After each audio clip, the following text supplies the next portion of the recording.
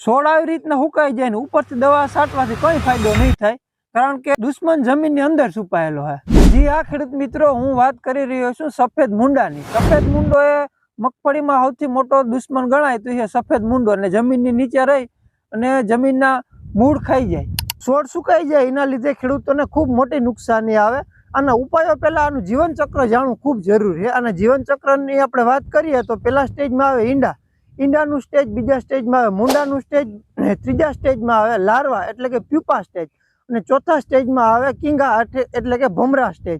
આ 4 સ્ટેજમાં જો સૌથી વધારે કોઈ નુકસાન કરતો હોય તો એ બીજો સ્ટેજ એટલે કે મૂંડાનો સ્ટેજ। આ સ્ટેજમાં મગફળીના મૂળ ખાય અને મૂળ કાપી નાખે, એના લીધે મગફળીને પૂરતું પોષણ તત્વ અને બીજા ખાતરો જે આપણે નાખી ઉપર સુધી નથી પૂગતું, એના લીધે છોડ સુકાઈ જાય અને ખેડૂતોને વધારે નુકસાન થાય। આ પરિસ્થિતિમાં ઉપરથી દવા છાંટવાથી કોઈ ફાયદો નહીં થાય। જો ડ્રિન્ચિંગ કરો તો ફાયદો થાય, અથવા ટ્રીપ દ્વારા આપતા હોય તો ટ્રીપ દ્વારા દવા નાખીને ફાયદો થાય। દવા સફેદ મૂંડાના નિયંત્રણ માટે માર્કેટમાં ઘણી દવાઓ વપરાય, જેમ કે પાયરોફોક્સ જે ક્લોરો નામથી ઓળખાય, ફિપ્રોનિલ 0.3% આવે, એ પણ આમાં સારું રિઝલ્ટ મળી શકે। આ માહિતી સારી લાગી હોય તો લાઈક કરો, ફોલો કરો અને બીજા ખેડૂત મિત્રો સાથે શેર કરો।